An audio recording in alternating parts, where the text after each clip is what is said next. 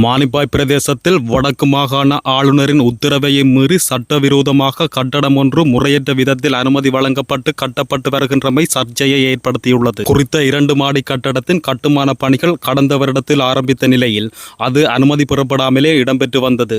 அந்த வகையில் அந்த கட்டடத்தால் பாதிக்கப்பட்ட அயல் வீட்டில் இருப்பவர்கள் இது குறித்து பிரதேச சபை, உள்ளூராட்சி திணைக்களம் ஆகியவற்றுக்கு முறைப்பாடு செய்தும் எந்தவிதமான நடவடிக்கைகளும் எடுக்காத பட்சத்தில் வடக்கு மாகாண ஆளுநர் செயலகத்தில் முறைப்பாடு செய்தனர். அந்த வகையில் கடந்த 11ஆம் மாதம் இந்த கட்டட வேலைகளை இடைநிறுத்துமாறு கோரி உரிய திணைக்களங்களுக்கு வடக்கு மாகாண ஆளுநர் வேதநாயகன் அறிவித்தல் விடுத்தார். அந்த வகையில் கடந்த 11ஆம் மாதம் தொடக்கம் கடந்த சில மாதங்களாக அந்த கட்டட வேலைகளானது இடைநிறுத்தப்பட்டு காணப்பட்டது. அதன் பின்னர் அந்த கட்டடத்திற்கான அனுமதியானது வழங்கப்பட்டு அது கட்டப்பட்டு வருவதாக முறைப்பாட்டாளர்கள் தெரிவிக்கின்றனர். குறித்த கட்டடமானது முறைப்பாட்டாளரின் காணிக்குள் 5 அல்லது 6 அங்குலம் உள்ளேயே கட்டப்பட்டு வருகிறது.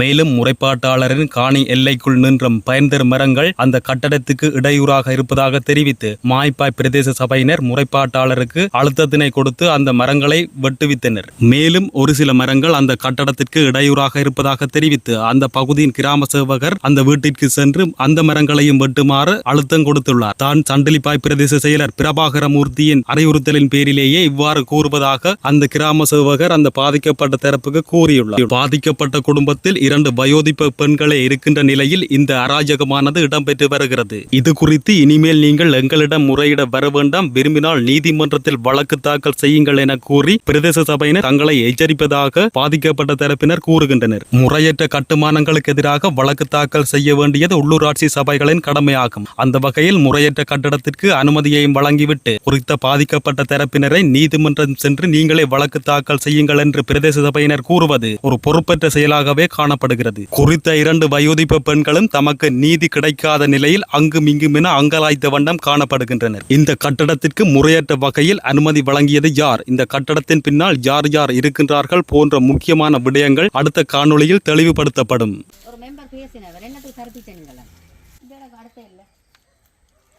அதுவும் கூட எல்லாம் கூட அடுத்த இல்லை, அது இது இல்லை, இது இஞ்சால வந்து இஞ்சால காட்டி கிடக்குன்னு எல்லையில இருந்து எவ்வளோ உங்களோட காணிக்குள்ள வந்துருக்கு.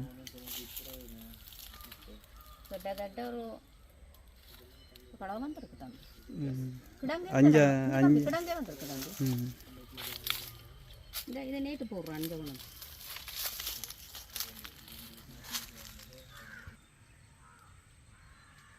இது தம்பி அவன்கிட்ட இல்லை.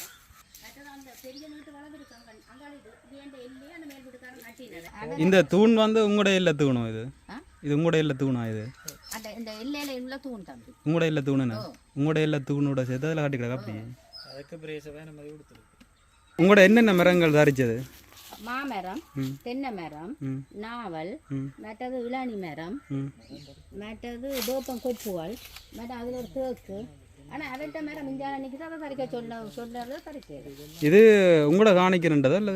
இதில் எந்த பார்க்க தெரியல. உங்களோட காணிக்குள்ளது அடிகள் நிற்குது, அடிகளை பேர. உங்களை யார் தரிக்க சொன்னது? பிரதேச சபை. பிரதேச சபை என்னத்துக்கான தரிக்க சொன்னது? அவர்கிட்ட மேல் வீடு வர்றபடியா நீங்கள் இதை தரையுங்கன்னு பிறகு தரைச்ச பிறகும் இதை அப்புறப்படுத்தட்டாம் எவிடன்ஸ் இல்லாமல். அப்போ நான் சொன்னேன் இதை அப்புறப்படுத்த மாட்டேன்.